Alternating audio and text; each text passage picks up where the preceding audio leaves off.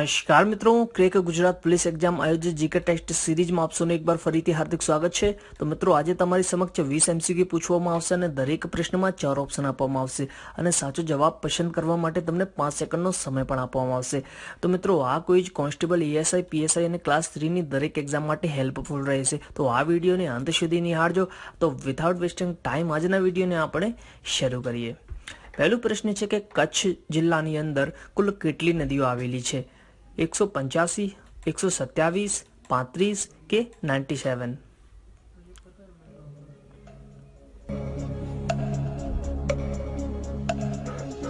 તો મિત્રો, આન્સરમાં આવશે ઓપ્શન ડી 97। 97 નદીઓ કચ્છ જિલ્લાની અંદર આવેલ છે।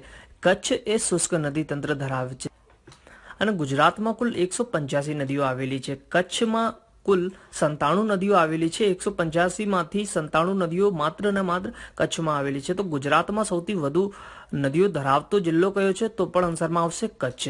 અને ઉત્તર તરફ વહેતી નદીઓનું સમૂહ સમુદ્રને નથી મળતા અને કચ્છની મુખ્ય ભૂમિ વચ્ચે કચ્છના રણમાં જ સમાઈ જાય છે। એટલા ચોમાસા સિવાય આ નદીઓ સૂકી રહે છે। એટલે આ કયો તંત્ર ધરાવે છે?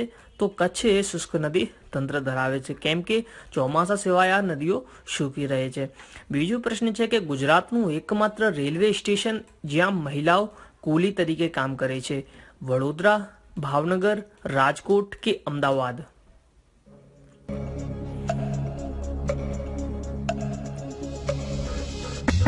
મિત્રો, આન્સરમાં આવશે ઓપ્શન બી ભાવનગર। ભાવનગર જિલ્લા એકમાત્ર રેલવે સ્ટેશન છે જ્યાં મહિલાઓ કુલી તરીકે કામ કરે છે। ભાવનગરની વાત કરીએ તો ભાવનગરમાં ગાંઠિયા અને પટારા ખૂબ જ જાણીતા છે। યુકેલિપ્ટસ એટલે કે નીલગિરીનો જિલ્લો પણ ભાવનગરને કહેવાય છે અને ભાવનગર વનસ્પતિ ઘીના ઉત્પાદનમાં આખા ગુજરાતમાં એ પ્રથમ ક્રમે છે। બલવંતરાય મહેતા, નરસિંહ મહેતા, રવિશંકર રાવલ અને મોરારી બાપુ જેવા પ્રખ્યાત લોકોનું જન્મ સ્થળ પણ ભાવનગર છે। ત્રીજો પ્રશ્ન છે કે જગન્નાથ એ પ્રખ્યાત મંદિર ભારત દેશના કયા રાજ્યમાં આવેલ છે? મિઝોરમ, આંધ્રપ્રદેશ, ઓડિશા કે તમિલનાડુ?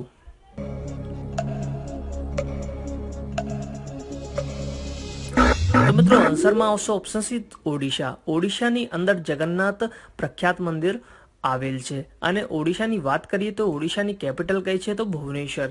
અને મુખ્યમંત્રી કોણ છે? તો નવીન પટનાયક। અને રાજ્યપાલ કોણ છે? તો ગણેશીલાલ।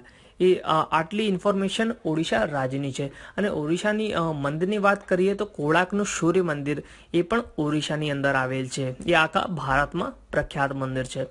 અને ધૌલી પણ ઓડિશાની અંદર આવેલ છે, ઉદયગીરી પણ ઓડિશાની અંદર આવેલ છે। ધૌલી એ અશોકના શિલાલેખ અને શાંતિ સ્તૂપ માટે પ્રખ્યાત છે અને ઉદયગીરી એ મૌર્યકાલીન બૌદ્ધ ગુફાઓ અને હાથી ગુફાઓ અને વાઘ ગુફાઓ માટે પ્રખ્યાત છે।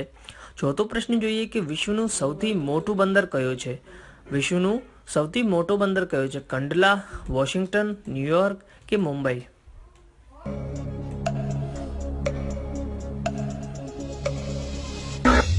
તો મિત્રો, આન્સરમાં આવશે ઓપ્શન સી ન્યુયોર્ક। ન્યુયોર્ક એ વિશ્વનું સૌથી મોટું બંદર છે। પાંચમો પ્રશ્ન છે કે નારાયણ ઘાટ એ પ્રખ્યાત સમાધિ સ્થળ એ કોનું છે? જગજીવન રામનું, શંકરદયાલ શર્માનું, જ્ઞાની જેલસિંહનું કે ગુલઝારીલાલ નંદાનું?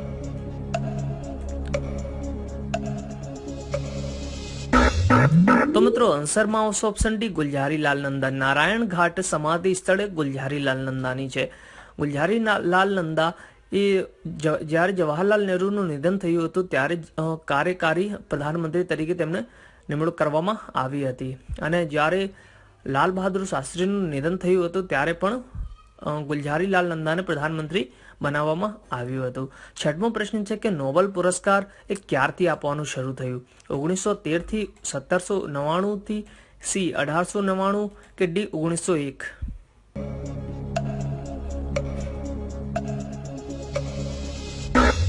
તો મિત્રો, આન્સરમાં આવશે 1901। 1901 થી નોબેલ પુરસ્કાર આપવાનું શરૂ થયું।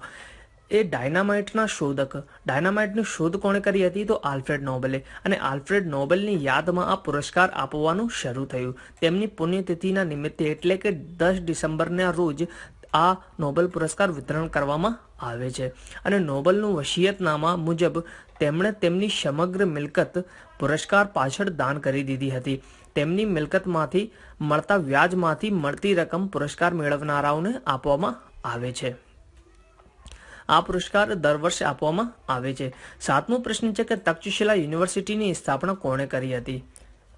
કુમારગુપ્તે, જૈન સાધુએ, બૌદ્ધ સાધુએ કે ત્રણેય પૈકી એક પણ નહીં?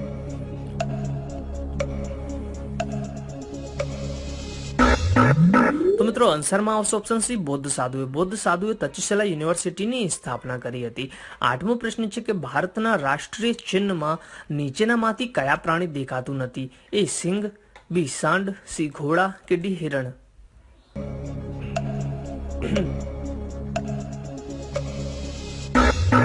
તો આન્સરમાં આવશે ઓપ્શન ડી, હિરણ. હિરણ એ ભારતના રાષ્ટ્રીય ચિહ્નમાં દેખાતું નથી. 9મો પ્રશ્ન છે કે ભારતનો રાષ્ટ્રીય આદર્શ વાક્ય કયો છે? સત્યમેવ જયતે, વંદે માતરમ, જય જવાન જય કિસાન કે જય હિન્દ?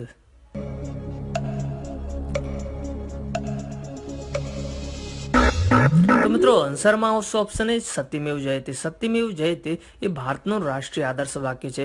ભારતની અંદર કુલ 108 ઉપનિષદ છે.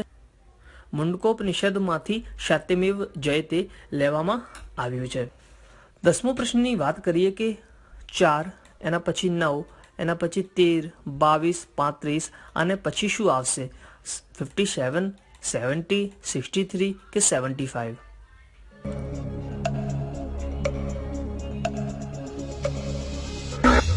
તો મિત્રો આન્સરમાં આવશે ઓપ્શન એ, 57. કઈ રીતે એ પણ જોઈ લઈએ. 4 અને 9 વચ્ચેનો તફાવત કેટલો છે? તો 5 નો. અને 9 અને 13 વચ્ચેનો તફાવત કેટલો છે? તો 4 નો. તો 5 અને 4 મેચ નથી થતા. તો આપણે શું કરીશું? 13 થી 4 ને બાદ કરીશું. 13 થી 4 બાદ કરીશું તો કેટલા આવશે? 9 આવશે. 9 ક્યાં છે? તો અહીંયા છે. અને 22 માંથી 9 બાદ કરીએ તો કેટલું આવશે? 13 આવશે. અને 35 માંથી 13 બાદ કરીએ તો કેટલું આવશે? 22 આવશે. તો અહીંયા એક વેલ્યુ હશે જેની સાથે આપણે 22 ને બાદ કરતા 35 આવશે. તો એ વેલ્યુ કઈ છે? તો 57 ને આપણે ટ્રાય કરીએ કે 57 માંથી 22 ને બાદ કરીએ તો કેટલા આવે છે? 35 આવે છે. તો બોલે હા. તો મિત્રો આન્સરમાં શું આવશે? 57. 11મો પ્રશ્ન છે કે એ બી, બી એ, એબીસી, CBA, ABCD તો પછી શું આવશે? DCBA, BACD, CABD કે DBAC?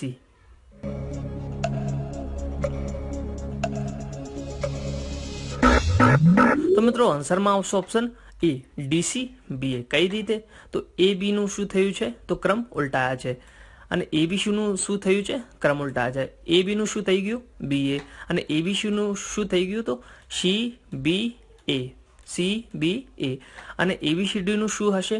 તો ABCD નું પણ ક્રમ ઉલટાશે. તો આન્સરમાં શું આવશે? DCBA. તો DCBA is the correct answer. તો 12મો પ્રશ્ન છે કે ડેન્ગ્યુ માટે એક કયો વાયરસ જવાબદાર છે? HIV, અર્બો વાયરસ, વેરોસિલા કે ડી રેબડો વાયરસ?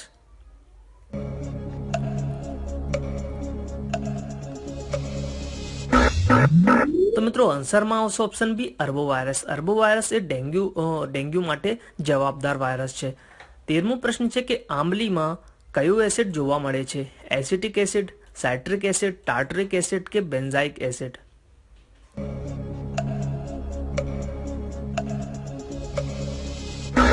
તો મિત્રો આન્સરમાં આવશે option C, tartaric acid. Tartaric acid એ આંબલીમાં જોવા મળે છે. અને વિનેગરમાં એસિટિક એસિડ જોવા મળે છે. અને લીંબુ અને નારંગીમાં સાઇટ્રિક એસિડ જોવા મળે છે. આંબલીમાં ટાર્ટરિક એસિડ જોવા મળે છે. અને ફૂડ પ્રોસેસિંગમાં બેન્ઝોઇક એસિડ જોવા મળે છે. 14મો પ્રશ્ન છે કે ટેન્કની શોધ કોણે કરી હતી? ગુટનબર્ગ, લિપમેન, અર્નેસ્ટ સ્યુટન કે GL બેયર્ડ?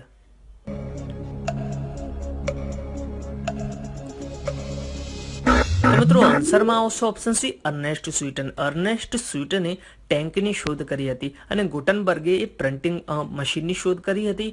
લિપમેન એ કલર ફોટોગ્રાફીની શોધ કરી હતી. અર્નેસ્ટ સ્યુટને ટેન્કની શોધ કરી હતી. અને GL બેયર્ડે યાંત્રિક ટેલિવિઝનની શોધ કરી હતી. 15મો પ્રશ્ન છે કે કાર્ડિયોગ્રામનો ઉદ્દેશ્ય શું છે? હૃદયના ધબકારાની દબાણની અસર નોંધાતું સાધન, બી ખૂબ જ શક્તિશાળી કાનો ઉત્પન્ન કરી યોગ્ય નિયંત્રણ કરે છે, ત્રીજું કે તાર સંદેશો નોંધાવનાર યંત્ર કે ડી ધરતીકંપને તીવ્રતાનું માપન કરતું યંત્ર? તો મિત્રો આન્સરમાં આવશે ઓપ્શન એ, હૃદયના ધબકારાની દબાણની અસર નોંધાતું સાધન છે કાર્ડિયોગ્રામ. 16મો પ્રશ્ન છે કે કોસ્મોલોજી એ કયા ક્ષેત્ર વિશે અધ્યયન કરતું શાસ્ત્ર છે? બ્રહ્માંડની ઉત્પત્તિ અને વિકાસ અંગેના અભ્યાસ કરતું શાસ્ત્ર, બી આરોગ્ય અને સ્વચ્છતા અંગેનું વિજ્ઞાન, ત્રીજું સી કે પ્રાણીઓની ઉત્પત્તિ વિશેનું અધ્યયન, કે ડી સ્થાનિક ભૂગોળ તેમજ જમીનનો અભ્યાસ કરતું વિજ્ઞાન.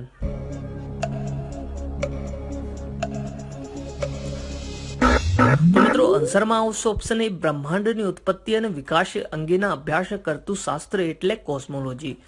17મો પ્રશ્ન છે કે તાજેતરમાં કયા રાજ્યની સરકારે જાતિ આધારિત વસાહતો એટલે કે કોલોનીનું નામ બદલવાનો નિર્ણય કર્યો છે? રાજસ્થાન, બી મહારાષ્ટ્ર, સી ગુજરાત, કે ડી કર્ણાટક.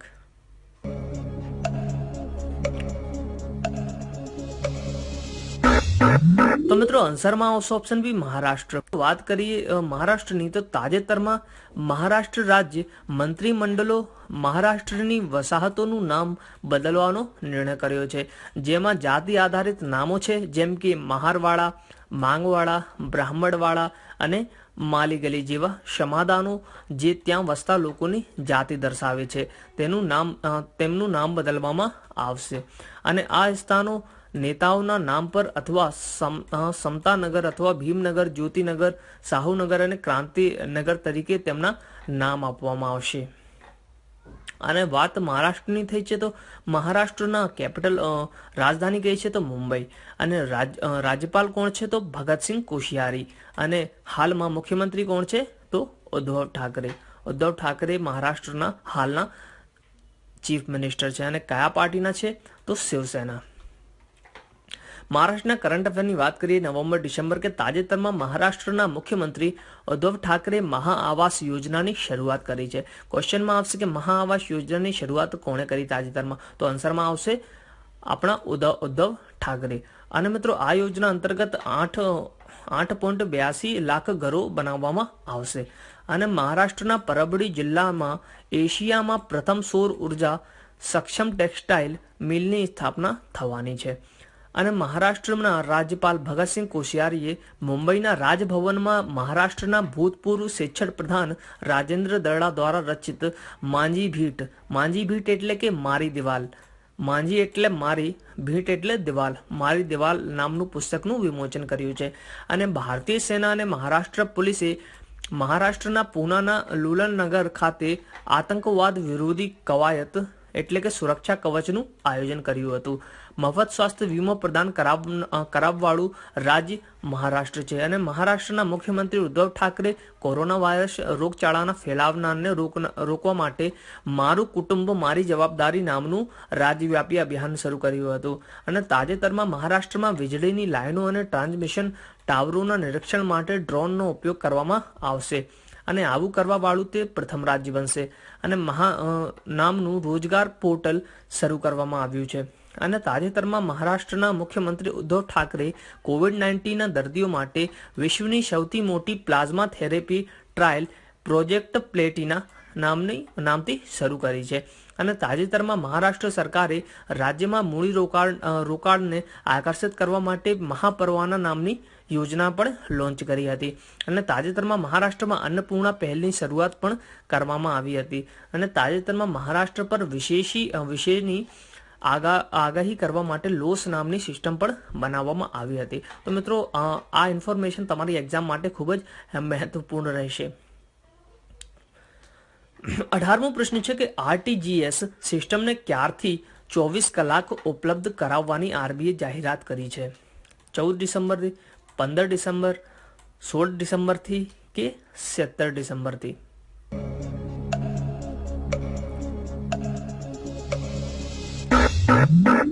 તો મિત્રો આન્સરમાં આવશે ઓપ્શન એ 14 ડિસેમ્બરથી. 14 ડિસેમ્બરથી આરટીજીએસ સિસ્ટમને 24 કલાક ઉપલબ્ધ કરાવવાની આરબીઆઈએ જાહેરાત કરી છે.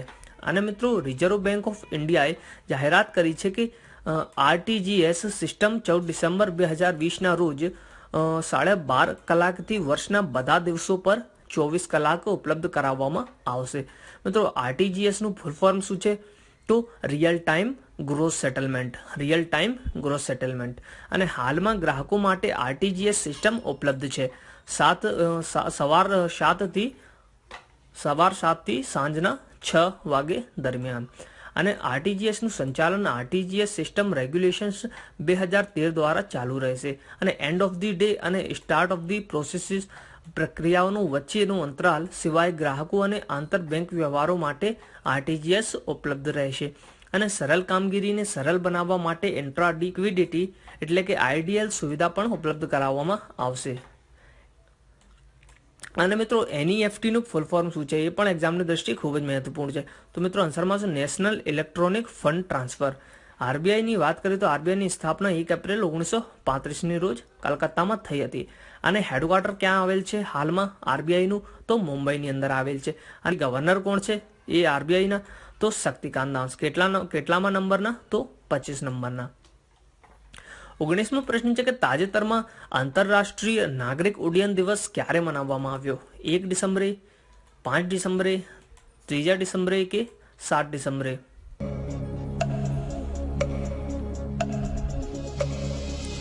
તો મિત્રો આન્સરમાં આવશે ઓપ્શન ડી 7 ડિસેમ્બરે. 7 ડિસેમ્બરના રોજ આંતરરાષ્ટ્રીય નાગરિક ઉડ્ડયન દિવસ મનાવવામાં આવ્યું છે. વિશ્વના સામાજિક અને આર્થિક વિકાસમાં ઉડ્ડયનના મહત્વને ઓળખવા માટે તે આંતરરાષ્ટ્રીય નાગરિક ઉડ્ડયન દિવસ દર વર્ષે 7 ડિસેમ્બરના રોજ ઉજવવામાં આવે છે. અને મિત્રો આંતરરાષ્ટ્રીય નાગરિક ઉડ્ડયન દિવસનો ઉદ્દેશ્ય રાજ્યોના સામાજિક અને આર્થિક વિકાસ માટે આંતરરાષ્ટ્રીય નાગરિક ઉડ્ડયનનો મહત્વ વિશે વિશ્વવ્યાપી જાગૃતતા પેદા કરવી અને તેને મજબૂત કરવો છે. અને મિત્રો હવેથી 2023 સુધી થીમ શું રહેશે? તો advancing innovation for global aviation development. અને મિત્રો ભારતમાં સશસ્ત્ર દળો ધ્વજ દિવસ ની ઉજવણી દેશના સલામત રાખવા માટે સરહદો પર લડનારા ભારતના સૈનિકો, નાવિક અને હવાઈ સૈનિકોના સન્માન માટે 1949થી વાર્ષિક 7 ડિસેમ્બરે ઉજવવામાં આવી રહ્યા છે. અને 7 ડિસેમ્બરે એટલે આર્મ્ડ ફોર્સ ફ્લેગ ડે. એ પણ તમે નોટ ડાઉન કરી લેજો. અને મિત્રો વાત થઈ છે દિવસની, તો દર વર્ષે 5 ડિસેમ્બરે વર્લ્ડ સોઇલ ડે ની ઉજવણી કરવામાં આવે છે. અને 4 ડિસેમ્બરના રોજ નૌકાદળ દિવસ મનાવવામાં આવે છે.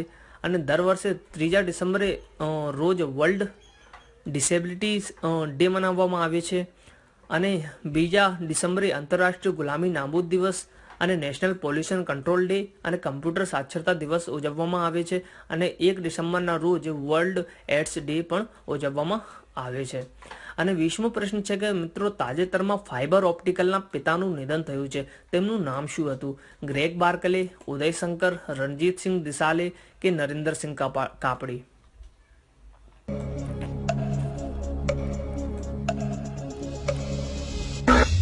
તો મિત્રો આન્સરમાં આવશે ઓપ્શન ડી નરેન્દ્રસિંહ કાપડી. નરેન્દ્રસિંહ કાપડીએ તાજેતરમાં ફાઇબર ઓપ્ટિકલના પિતા તરીકે ઓળખાતા હતા. ન્યૂઝ બુલેટિનની વાત કરીએ કે તાજેતરમાં કઈ બેંક દ્વારા લેન્સ ધી લેન્ડિંગ સોલ્યુશન શરૂ કરવામાં આવી છે? તો પીએનબી એટલે પંજાબ નેશનલ બેંક દ્વારા. તાજેતરમાં કયા ભારતીયને the Straits Time Asian of the year ઘોષિત કરવામાં આવ્યું છે? તો આધાર પૂનાવાલા. આધાર પૂનાવાલાને the Straits Times Asian of the year ઘોષિત કરવામાં આવ્યું છે. અને મિત્રો તાજેતરમાં કોની બાટા કંપનીના ગ્લોબલ સીઈઓ તરીકે નિમણૂક કરવામાં આવી છે? તો સંદીપ કટારિયા. સંદીપ કટારિયાની બાટા કંપનીના ગ્લોબલ સીઈઓ તરીકે તેમની નિમણૂક કરવામાં આવી છે. સંદીપ કટારિયાએ માત્ર ભારતના સીઈઓ હતા, પણ એ તાજેતરમાં આખી બાટા કંપનીના સીઈઓ બની ચૂક્યા છે. અને મિત્રો તાજેતરમાં Fortune business person of the year તરીકે કયા ભારતીયોનું નામાંકન થયું છે? તો અજય બંગા અને શાંતનુ નારાયણનું. અને તાજેતરમાં ફોર્મ્યુલા 2 રેસ જીતવાવાળા પ્રથમ ભારતીય કોણ બન્યા છે? તો જોન દારૂવાલા. જોન દારૂવાલા હાલમાં ફોર્મ્યુલા 2 રેસ જીતવાવાળા પ્રથમ ભારતીય બન્યા છે. પ્રીવિયસ વિડીયોનું આન્સર છે મિત્રો એમ વેંકૈયા નાયડુ. અને મિત્રો પરમાર રાહુલે ખૂબ સરસ આન્સર આપ્યા છે કે એમ વેંકૈયા નાયડુ અને કેટલામાં નંબરના ઉપરાષ્ટ્રપતિ છે? તો 13મા નંબરના. અને ભારતના રાષ્ટ્રપતિ કોણ છે? તો રામનાથ કોવિંદ. એ કેટલામાં નંબરના રાષ્ટ્રપતિ છે? તો 14મા નંબરના. અને મિત્રો એક ક્વેશ્ચન તમારા બધા માટે કે તાજેતરમાં કયા રાજ્યમાં મ્યુનિસિપલ કચરા પર આધારિત 11.5 મેગાવોટ પાવર પ્લાન્ટ સ્થાપવામાં આવશે? પ્રીવિયસ વિડીયો જોયું હશે તો આન્સર તમને તરત જ આવડી જશે. મિત્રો આન્સર તમને કમેન્ટ બોક્સમાં લખજો અને તમારા જવાબ કેટલા સાચા પડે છે એ પણ કમેન્ટ બોક્સમાં લખજો. તો મિત્રો હજુ પણ તમે ચેનલમાં નવા છો અને સબસ્ક્રાઇબ કરવાનું બાકી છે તો ચેનલમાં સબસ્ક્રાઇબ કરી બાજુમાં આવતા બેલ આઇકનને પ્રેસ કરજો, જેથી તમને અમારા આવનારા વિડીયોની નોટિફિકેશન સૌથી પહેલા માળે. તો ફરી એક નવા વિડીયો સાથે મળીશું. જય હિન્દ, વંદે માતરમ.